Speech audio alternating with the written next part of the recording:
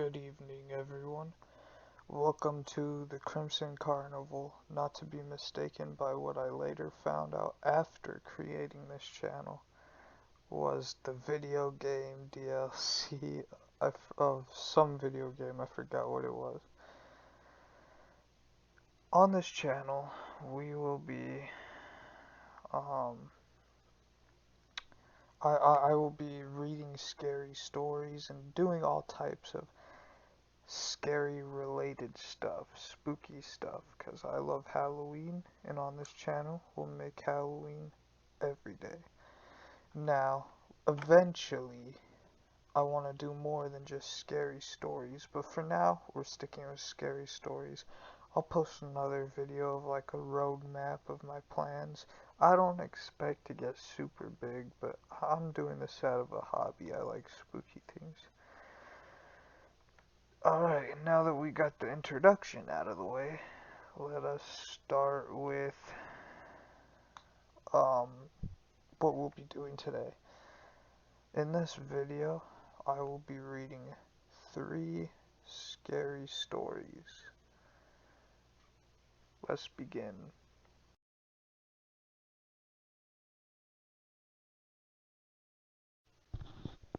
Alright, before I start, sorry about that little burp.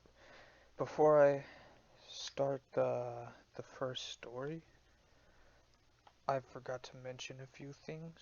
So, even though I'm the one, delivering the content, you guys do have power. If you guys just want me to be quieter, talk quieter, I'll do it. If you guys want me to speak louder, I'll do that. As long as it stays in the confines of like scary stories right now until I branch off. But another thing is, credit for all these stories that I do will be posted in the description. And if you guys ever want me to, just DM me and I'll read a scary story of your guys' own, or one that you guys enjoy, stuff like that. First story is from r/scary stories on Reddit by user TheSuperAbsurdis. Imagine you're driving through Texas on a dusty back road. It's late and you're driving at full speed. The windows are up because the road is empty, and you're frightened of whoever may be lurking. Your headlights are on, but you can barely see. You're rushing home, maybe to be with your family. In your haste and the surrounding darkness, your navigation skills fail you, so you rely on memory and the ever-reliable road signs. One of those reliable road signs tell you to make a right where you never knew a right existed. It's late and you're not thinking straight, so you choose not to argue with something reliant. The road is rough and untarred, and you're too frightened to get out and have a look, so you just keep driving. You were driving too fast, so you didn't see it in time. You feel the sensation of being suspended in the air and the wind being knocked out of you. You've crashed into a ditch or canyon. If you're lucky, you died on impact.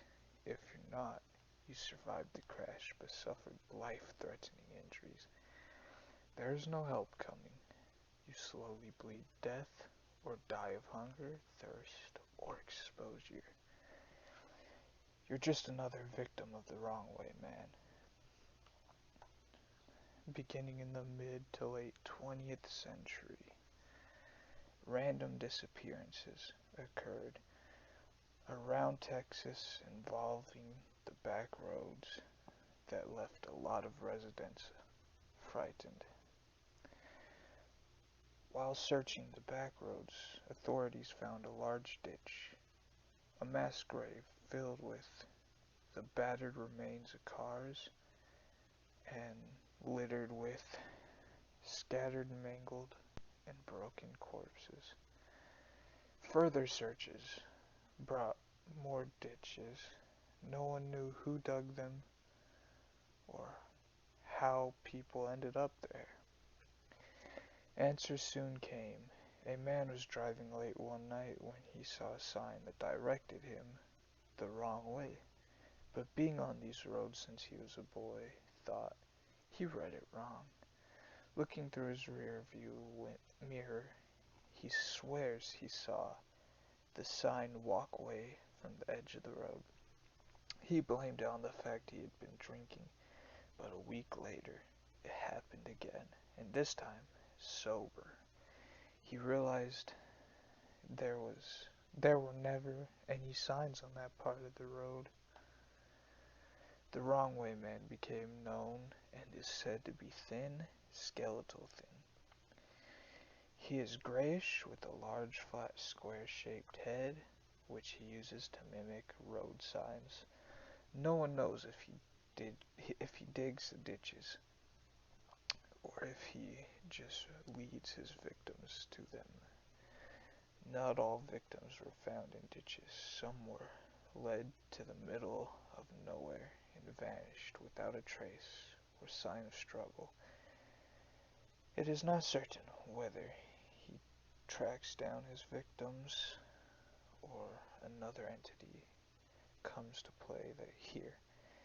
But keep in mind, whenever you find yourself driving through the back roads of Texas, if you ever get lost, even for a slight moment, you may already be a victim of the wrong way man.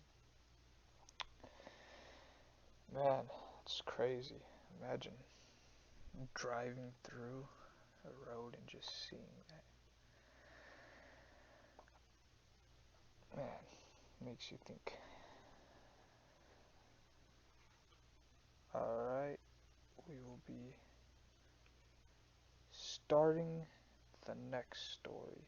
Sorry if I didn't have anything constructive to say. This was kind of like a spring of the moment. I was reading it for the first time at that moment, and this video is not really planned out. I just kind of winged it. I'm sorry if the audio isn't the best. I'm working with not the best technology. I got like a simple HP laptop, and I'm using Xbox headphones to record, which doesn't make the audio sound that good. But eventually, I will save up money and get better equipment. But first, I'll be busy moving into college, Anyways, let's start the next story.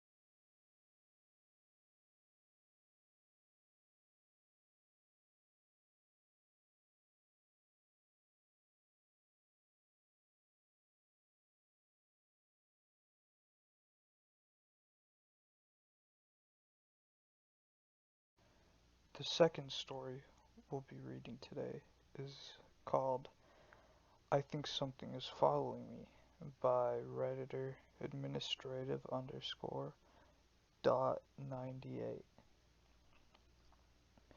I'm writing this post because I think something is following me. Okay, let's get some backstory. It all started when I was young, maybe around the time that I was 7 or 8. I would have these dreams. These dreams would feel so real, and for some reason, they would correlate to the dreams my great grandmother would have, who raised me since I was a baby, age 2. The first dream was about my great grandfather. He was working, and his finger got cut off. Now I know it might not seem too insane of a dream, but when I woke up crying, my great grandma, or Nana for short, came up to me without me saying a word, comforting me, telling me that my tata was alright and that I had nothing to worry about. The next dream is where I believe it all started. It was a dream that I was sleeping in bed and I woke up to a man dressed in a cowboy outfit as far as I could tell. The hat, the boots, you get the idea. He was carrying a huge hammer, creeping to my Nana's bed, which was in the same room as mine, and then was woken up to a blood-chilling scream from my Nana. "He's going to hit me, the man with the hammer. He's trying to kill me," she yelled. I hopped out of bed and ran to her to comfort, not realizing that she had my dream. Weeks go by, and I find myself snooping through a cabinet that I never really batted an eye at, unless she was looking for something in there. I found an Ouija board and instantly felt chills. I went to my Nana to ask her about it, and she proceeded to tell me. Me and my siblings would play it when we were kids. That dates back to around 1940. "Do you want to play?" she said, and I know that's a big no-no, but to my defense, I was young, so said, "Yeah, let's play." We set up the board on the master bathroom sink next to the closet, which was slightly open. We started playing by asking simple questions like, "Is anyone there?" etc. Nothing happens that entire time until I say it doesn't work, and in that split second, the top of the box fell off the counter. I jumped and let go of the board, and she instantly says, "It's okay, that is normal." It sent chills through my entire body. I began to tear up, sorry, just about to cry and tell her that I'm done playing. And as I say that, the closet door slammed shut so hard it felt like the force pushed me. In terror, I run out of there, and my Nana wasn't even worried in the slightest. Now, this is where I noticed the following started. It all started with super realistic nightmares, and I'd wake up sweat puddles and crying. In sweat puddles and crying, my bad. It always felt like I was being watched from the darkest corners of my room.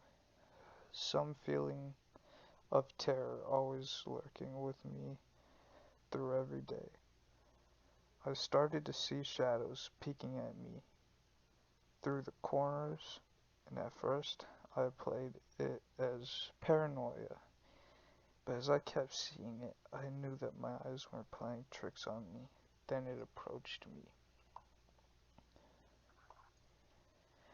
I would always go over to my grandfather's house over the weekends, and the shadow was always there. Every time I told him about it, he just said, I'm watching too many scary movies. I tried to convince him every time I was there, until after one weekend. He lives in a city where these terrible murders took place.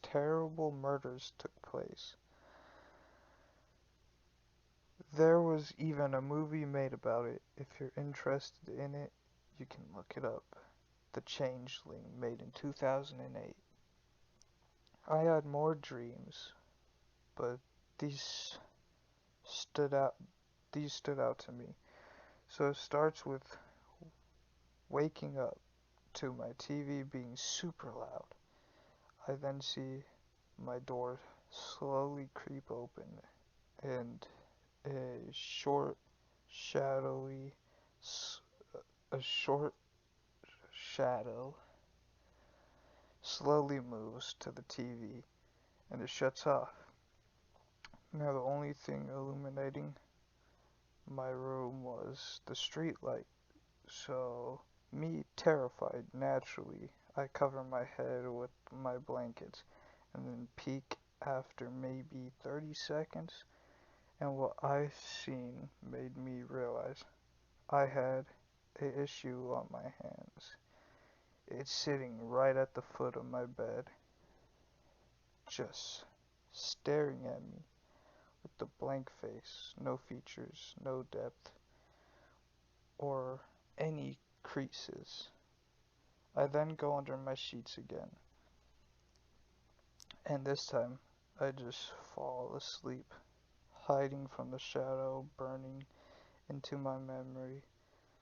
And the nightmare I was in, I got out of bed to run to my grandfather's room, and my door was locked from the outside. I knew something was behind me, and I needed to confront it because I had no escape.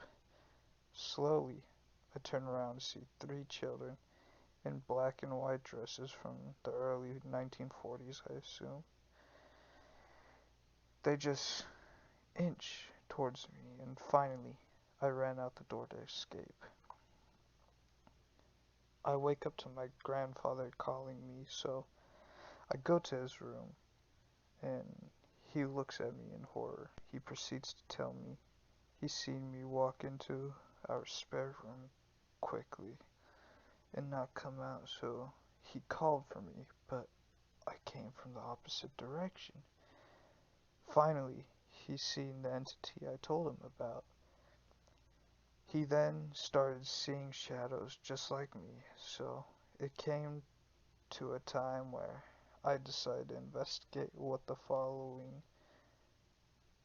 was following me. Sorry about that. I got the knockoff ghost equipment and gathered friends to help with getting rid of this thing. We had a camera and recorded with only one thing, so we had no shadows other than what was in front of the camera. After recording and trying to contact this entity, we went home, and then I began to review the footage. Wow, what a weird way I said that. What I've seen was the scariest thing I've ever imagined, I ever viewed. I FaceTime all of my friends and then show them the image of the shadow figure, exactly what was in my room standing halfway out the doorway. Up until now, nobody believed me, and now I have undeniable proof. I show everyone in my family that experienced the same events, and they were all terrified. I then moved out at 19 and joined the military, so I'm all the ways across the country. And after my 22nd birthday, things started happening. My wife started seeing shadows, and sorry, I had a notification that just distracted me. My wife starts seeing shadows. The sounds of steps on our second floor, the door slamming, her waking up to the sound of screaming. It's really affecting her. I am so normalized to these events, so I just go about my day, but she paces around the house burning sage, crosses, putting crosses all over the house. Every time she does something, the noises get louder and more aggressive, to the point where things fall off the walls, mostly the crosses.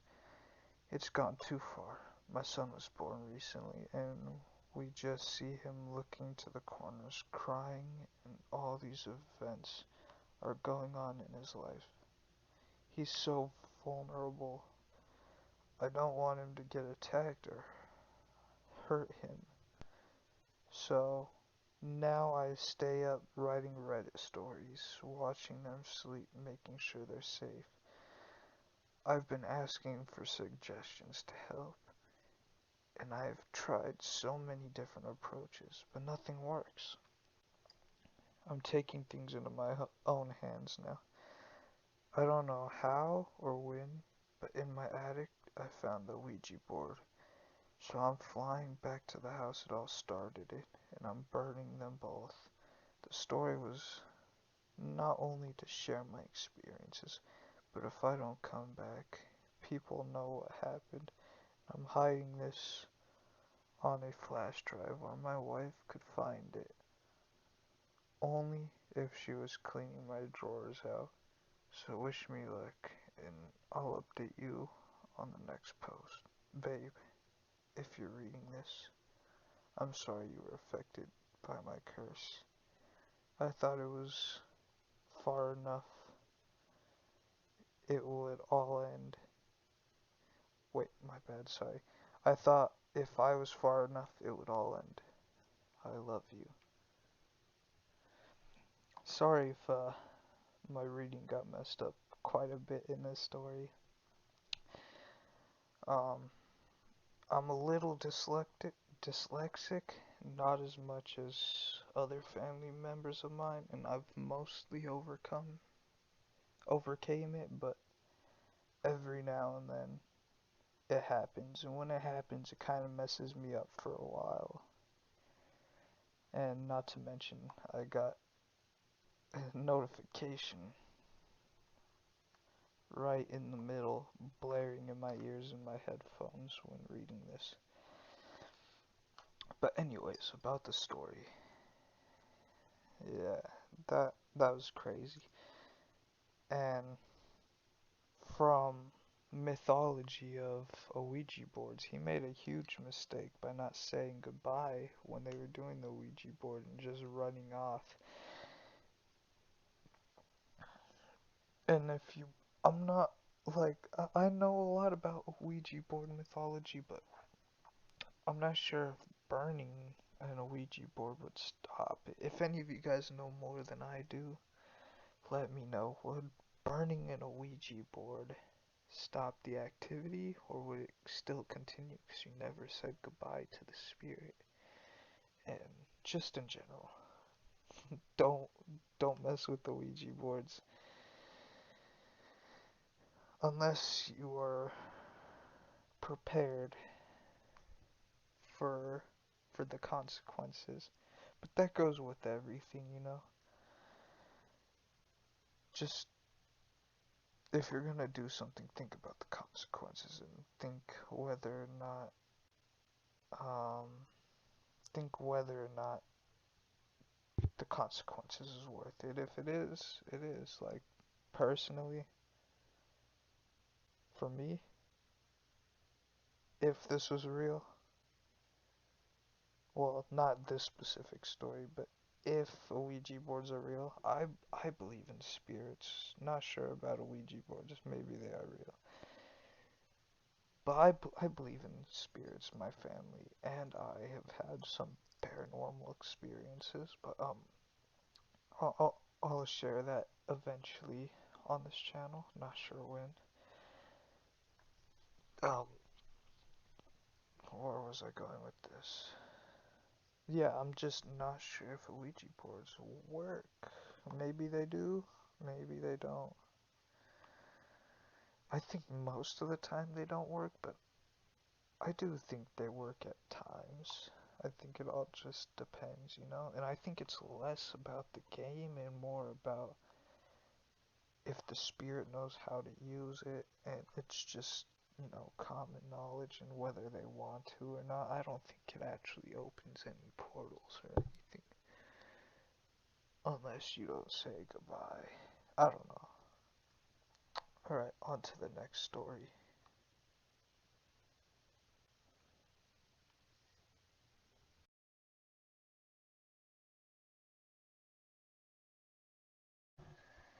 Alright, so the last story we'll be reading tonight is named I Saw an Old Man at Work, posted by Jasper underscore Pedals.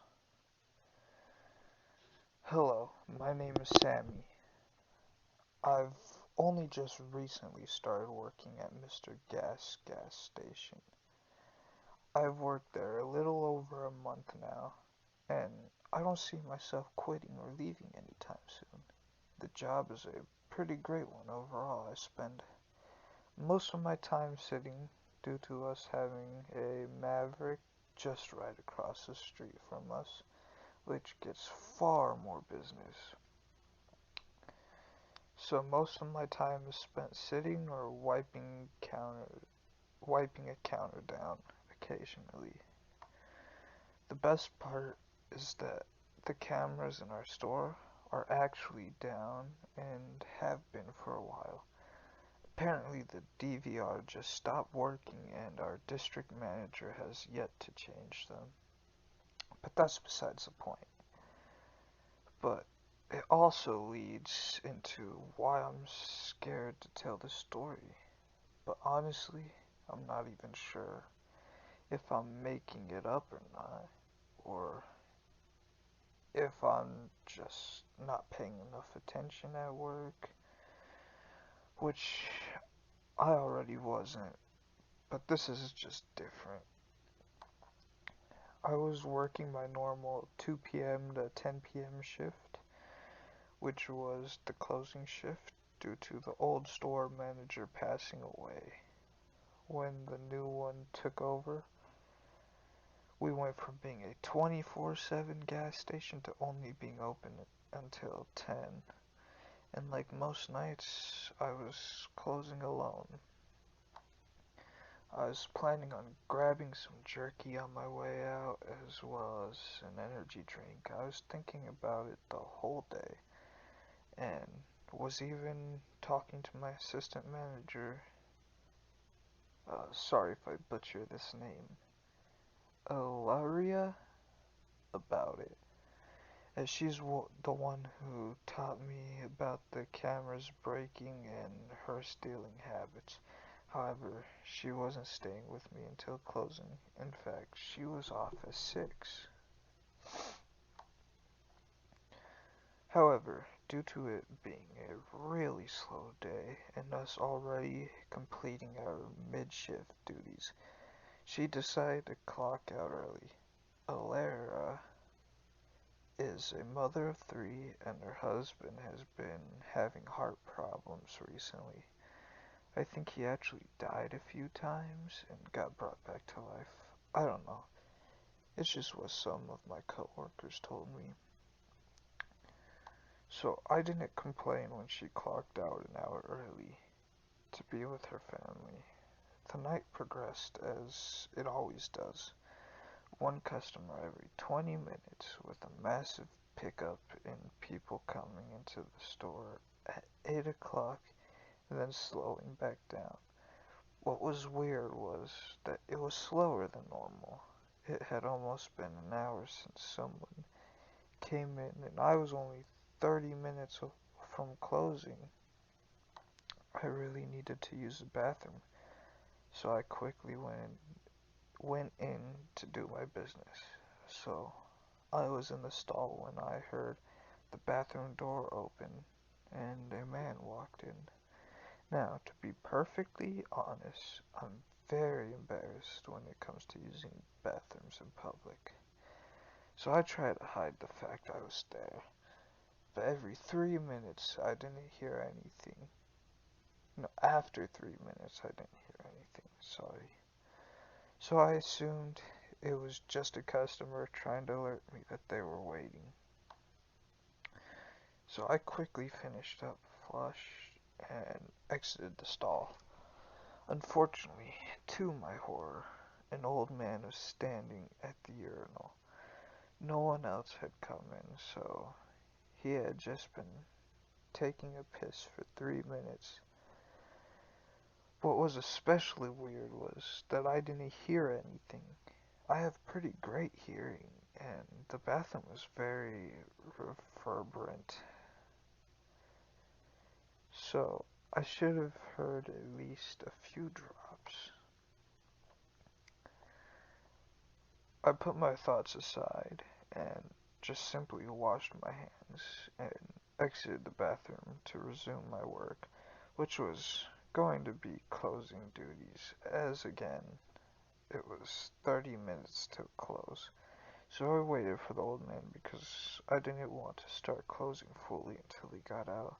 But after 5 more minutes, I gave up on waiting. Maybe he's just waiting to use the stall and didn't want to seem like a weirdo. So I went to the back, grabbed my broom, swept, and then mopped. Now, one thing to keep in mind is that our doors are very loud. Every time they're opened, an audible ring could be heard through the entire store, even if you're in the walk-in cooler.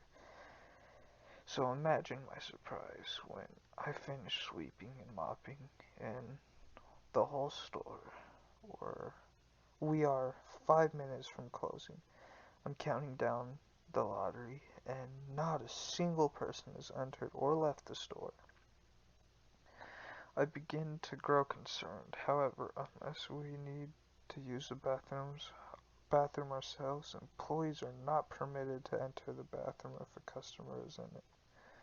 Much to my luck, after a few customers came in 2 minutes before closing, which normally would piss me off, but for this I was grateful. I asked the first guy to reach the counter if he could go check on the old man that was in the bathroom and make sure he was alright. After about 20 seconds, the man came back with a confused expression and said something that frankly chilled me to the bone. There's no one in the bathroom. I was freaking out inside. Where could he have gone? I knew for a fact those doors never opened. He had to still be in the store, but I needed to get the customers out of the building, so I rang every everybody's order up. That's a weird way. Alright, sorry. It was spaced out a little weird. Everybody's orders up and sent them out, quickly looking up the store and searching quickly locking up the store and searching everywhere. For this old man, nothing, not a single trace of this man was left in the store. I wasn't sure how to feel about, but I was freaked out. A few days later, now, and I told a few people about it, but they all just said the same thing. You probably just weren't paying attention and didn't hear the door ring and open. That had to be it. The only thing that keeps tugging at me is even with headphones in at full blast, I can still hear the damn door open. What could I have possibly been doing that would have prevented me from hearing it? Not quite sure, but what I do know, and I'm now starting this, I'm now starting this for a fact. Hold up. It was typed out starting this for a fact. I'm pretty sure it's stating this for a fact. That man never left the store, and I'm not sure how to feel about it. Alright, that was a that was a pretty good story. Although I feel like in a situation like this, could the old man have just like left when one of the customers left and that's why you didn't hear the bell? It could have been like, say, they didn't open the door multiple times, he just left like directly behind the other customer. Now that would be weird, a little creepy, breathing down someone's neck like that, but like it could happen, you know. And but yeah, and that's the end of this video. In my next video, I'll probably experiment more with whispers, and I'm gonna do lots of experimentation. Just tell me which ones you guys like the most, and that is what I'll be doing. Alright, see you in the next one.